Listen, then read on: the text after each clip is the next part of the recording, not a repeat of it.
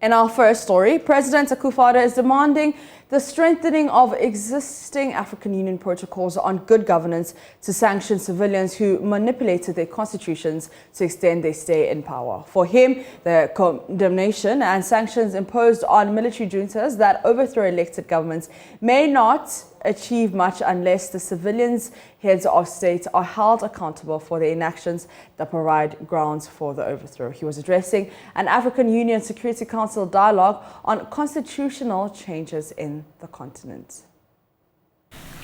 The reappearance of coups in Africa, in all its forms and manifestations, must be condemned by all, since it seriously undermines our collective bid to rid the continent of the menace of instability and unconstitutional changes in government, as currently defined by the frameworks enshrined in the Lomé Declaration, the Africa Charter on Democracy, Elections and Governance, and other important regional and continental instruments.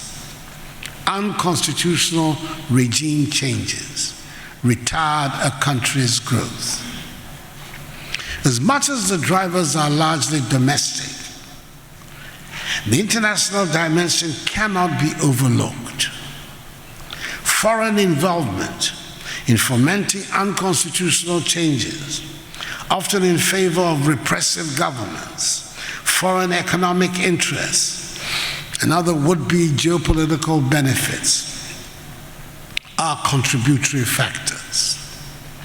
Some foreign entities regard coups in Africa as a means of enhancing their regional ambitions. As such, they engage in all sorts of disinformation campaigns in a bid to disparage the authority of democratically elected governments and instigate opposition protests against incumbents. In implementing existing continental and regional instruments and protocols, defaulting member states are condemned and suspended from the activities of continental and regional bodies, and individual coup makers are sanctioned. However, the reality is these sanctions have not been applied uniformly. While we're quick to sanction military coup leaders, civilians who achieve similar ends via the manipulation of constitutions to remain in power, for example, go without sanctions, although their actions are clearly prohibited in our legal instruments. This means that the existing frameworks need to be strengthened to capture such infractions. Dr. Adam Bona is a security analyst and he joins me live via Zoom. Now, thank you so much for your time, sir. Yes, thank you very much and thank you for having me. Like, you've heard what the president said. What are your thoughts on this? Well, good morning to your viewers.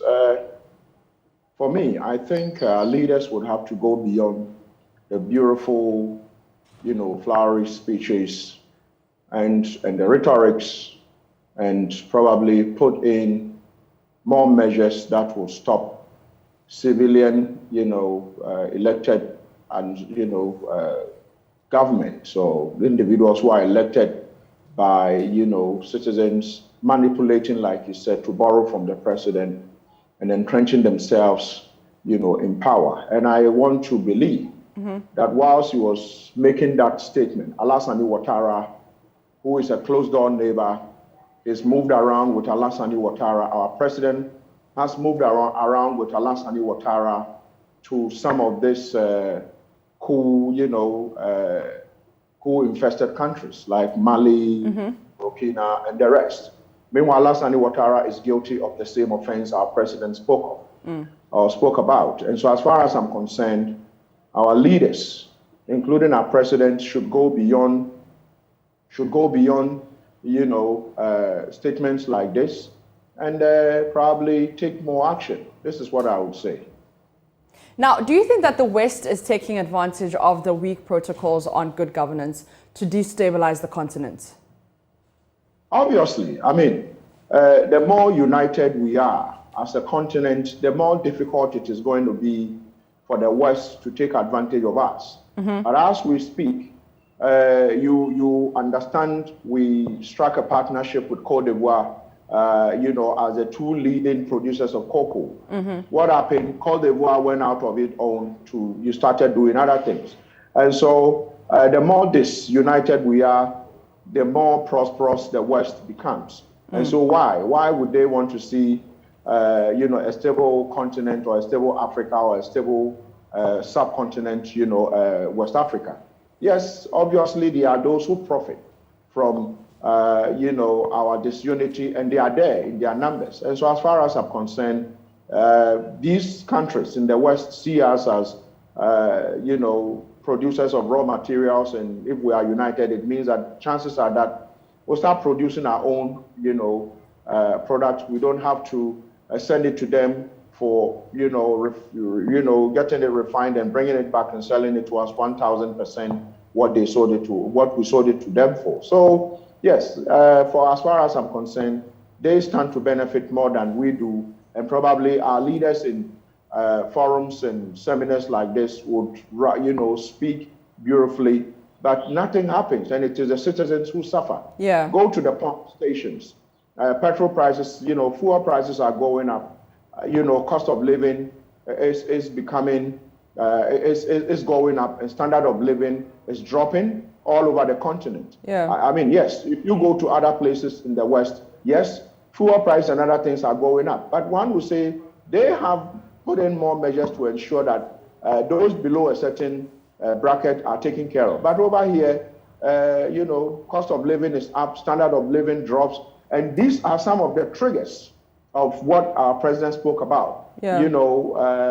Getting leaders trying to entrench themselves because they would have some sycophants, supporting them to do that. So they should go beyond the rhetorics and ensure that more measures are put in place to dissuade persons like Alassane Ouattara from entrenching themselves, manipulating an election and entrenching themselves on the people.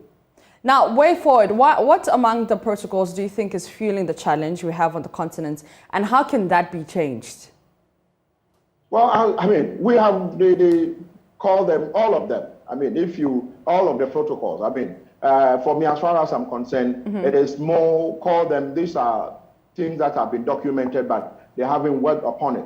And so as far as I'm concerned, which of them am I going to mention? I would say that they should have a holistic, a review of the entire protocol and ensure that if it has to be 2 terms for every leader in the continent or in the sub-region, West Africa, let's do it that way. Instead of the sanctions and saying that once you manipulate, you are saying to have manipulated individuals who are involved, are sanctioned. The sanctions are not working. And so as far as I'm concerned, it is the entire protocol, because as a citizen of Ghana, it is difficult for me to travel to an African country than to travel to Europe. And so as far as I'm concerned, the entire AU thing, the entire ECOWAS thing, the entire continent, we need a holistic review. And it shouldn't be done when they meet at some of these hotels. But citizens should be involved in whatever actions they take, because our leaders are, they are so disconnected from the people. They don't feel what we feel.